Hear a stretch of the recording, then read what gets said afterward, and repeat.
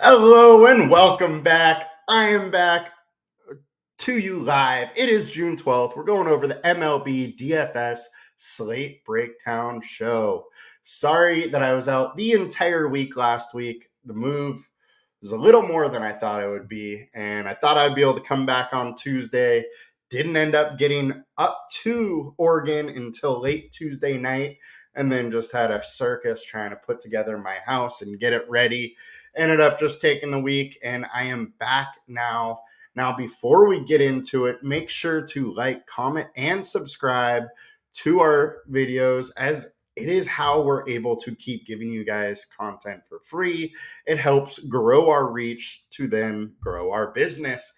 Speaking of our business, if you are not already, please join us. It's only $29.99. Gets you access to all of our DFS projections, tools, optimizers, everything. And then also for Props AI, all the sports we cover. And if $29.99 is a little too much, we do have a new introductory trial offer on the app so you can get a couple days for free just to try it out. And if that is too much, or if you want a little more time than a couple days, we got these promo offers. You can get up to 6 months free using the promo offers if you are a new customer to FanDuel, Thrive, or Underdog. Now, let's get into the fun. We got a 7-game slate here. As always, we'll get straight to the pitching ownership. We got James Paxton coming in as the highest owned pitcher at 43.2%. And frankly, he probably should be the highest owned pitcher on this slate. He's been very good, mid-threes FIP over his last 5 and over his last 20. The real thing to talk about here is his K rate, 31.1 over the last 20. But this year, his K rate is up to 33%. He has been really good. And Colorado is striking out 27.7% versus lefties. Paxton's in a great spot, combined K rate of 32%. Now, one thing with him being high owned, we have to think of what reasons there could be to fade him. Now, couple things here. His opponent BVP, 25 plate attempts, they're hitting 292 off of him. So that is a little worrisome with a 250 ISO, pretty high ISO. So that is one thing. However, that is a very small sample size. So don't totally lean into that. But with that stat comes some StatCast data that is less than inviting, 44.4% fly balls. And in a hitter-friendly park like Fenway, that can definitely get to you. But Paxton is at home. He is done okay at home. You know, first outing, 87 pitches, 9 Ks, 2 earned runs, decent. At home versus Cincinnati, 5 innings, 8 Ks, 1 earned run. The only thing here is that he just didn't, work deep enough into the game to really give you those big time scores now. Colorado, they're just not that great versus lefties. I think Paxton's in a good spot. Next, we got Jesus Luzardo coming in at 40% owned. He has some major upside. Seattle strikes out 26.4% versus lefties. Over his last 5 starts, he has a 34.5% K rate. So there is some big time upside here, and he's been really good. 3.3 FIP over the last 20, 2.87 over his last 5. I do think you have to consider going with Luzardo here, 30.5% K rate. So very similar upside as Paxton here. One thing is that opponent BVP is definitely in Luzardo's favor here. But once again, very small sample size, so don't look too much into that. The one scary thing that I see about Luzardo is that hard contact rate. He's allowing 35.8% hard contact. Seattle is hitting lefties with a 209 ISO. So that is a little dangerous here. He's allowing 31% fly balls. Line drive. So guys are actually hitting him well. And the Seattle offense does have a 342 WOBA versus lefties. So, you got a high upside, but it's versus a pretty decent offense here. Next, we got Zach Eflin. He is versus the guys we love to pick on, these Oakland Athletics. But the A's are on a winning streak here, so they've been a little bit better as of late. They're kind of healthy now for the first time in a while. But I just think Eflin is a little too expensive. At 11K, without the upside of a Paxton and Luzardo, it's really hard for me to pay there. But he is a really good pitcher in a really good spot. But just like Paxton, these BVP numbers are a little scary, hitting 333 and 30 plate attempts. But his StatCast data is great. His pitching data is great. I think you can absolutely go here. I don't know if I will. I think 11K is just a little too much for what we have the projection for. Next, we got Luke Weaver. I think Luke Weaver is a spot you can go for a value option. We have seen him get into the 20 point wise. Also, his strikeout line today, I think, is at 5.5. So there is some upside to him in the strikeout department today. 24% combined K rate.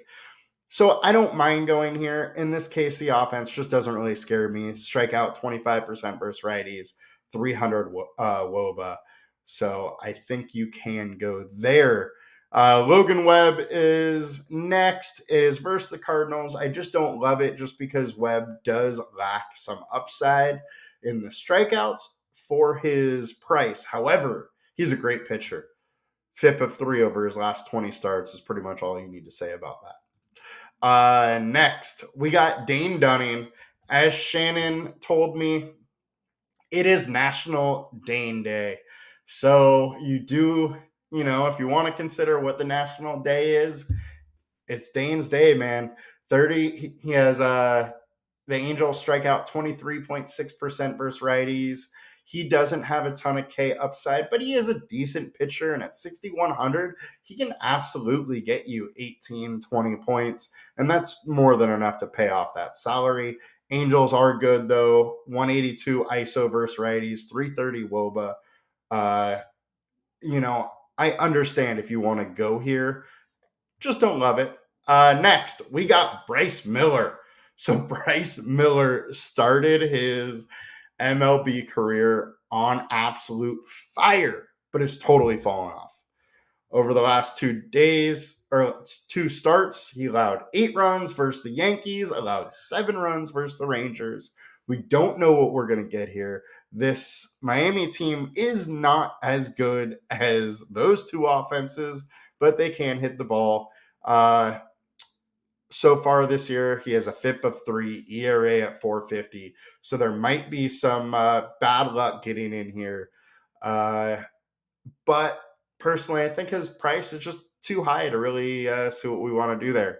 Now, if we want to go any further down the list, I think we could go to Matthew Liberatore. He does pose a little bit upside because this San Francisco team can strike out at 27%. He's low owned. I don't absolutely love him, but he can have these blow up games where he goes 5 innings, strikes out 6, doesn't allow a run. This is another home game. So I could see you go here. I don't love it. 6,400. Is really the only reason you'd go there is if you need that value option. Now, let's get to FanDuel. This is where I now am going to live with my playing because of the Oregon laws here. But we got Paxton coming at highest owned. We got Luzardo next. We got Weaver after that. Liberatore, Eflin. So with this ownership, I am more inclined to go to Eflin than I am on DraftKings. He can absolutely get it done. He can show you some upside. I'm not totally sold on Luzardo and Paxton, but I think that they are the best 2 options on this slate. Paxton is much more safe than Luzardo, in my opinion. But yeah, I would likely be going to one of those 3 on FanDuel. Now let's get into some stacks. We're still going to go over to DraftKings, even though I am a FanDuel player these days. And we got the stacks loading here. And the highest projected stack today is the Cincinnati Reds. They are against Zach Greinke. And really, as we all know, the whole reason this one is so high is Ellie De La Cruz. But they're moderately priced. Oh, sorry, that is the highest projected, not the highest owned. So we'll just stay on this highest projected for now. Uh, as we know, Cincinnati's been hitting the ball. They're in a great spot. De La Cruz has really been a lightning rod to this team. I think there's a lot of different options you can go. They've been hitting well. I don't mind this play. And Greinke has been good lately, but what we have seen over the last few years is he's just not that great of a pitcher. Now, he's found it this year. Ownership isn't here. I'm willing to try and pick on Greinke. Next, we got the Tampa Bay Rays. I think they are in an absolutely great spot today. Caprillion isn't that great, 4.68 FIP. Oakland bullpen is terrible. I like going Tampa here. So you got two nice little projecting stacks, decent ceilings there. We also can go the Texas Ranger. Tyler Anderson has not been good this year. 4.1 FIP, 4.2 FIP over the last 20. But his whip is way up. He's letting guys on base. The splits work with the Rangers, and the Rangers have some real upside guys, and this offense has really been clicking. So I definitely like that one as well. Angels are popping up a little bit as well. I mean, anytime you got Trout and Ohtani, it's got to pop a little bit here, right? Uh, it's just fitting those two in, and a high-priced pitcher is going to be a little difficult. But I don't mind going Angels. Dane Dunning can get worked. It is National Dane Day though. So thanks. Shout out to Shannon for that one.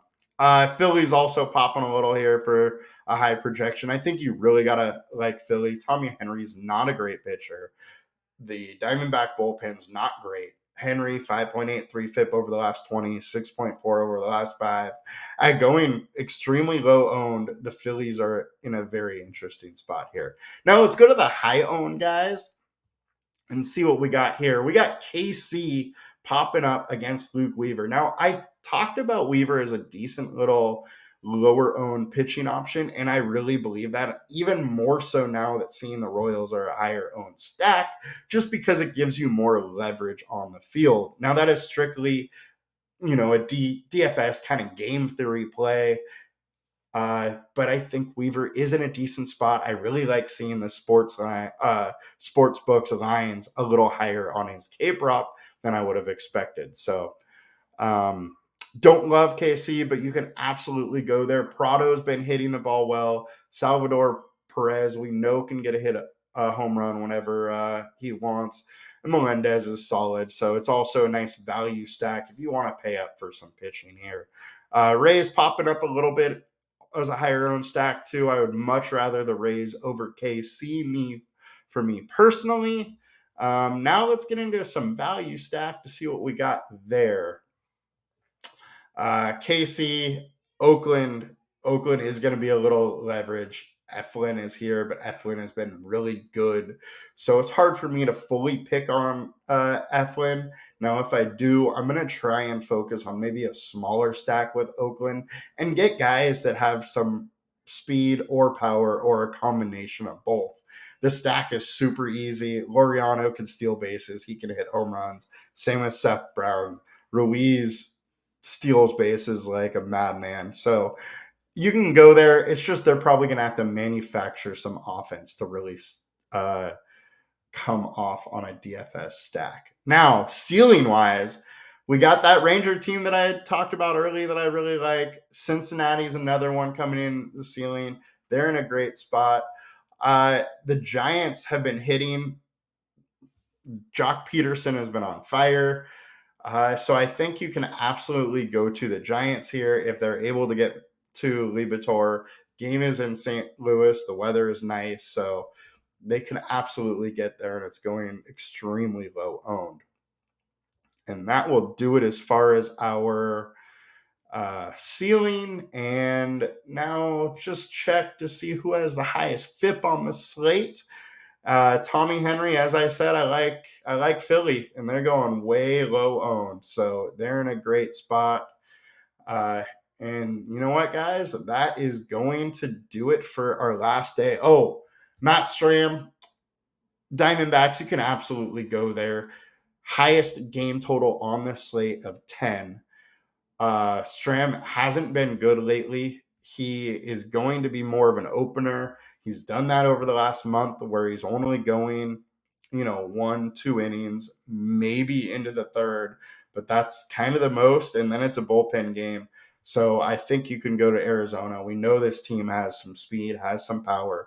They can get it done. They've been scoring runs. So I like Arizona too. Anyways, guys, you have a good one.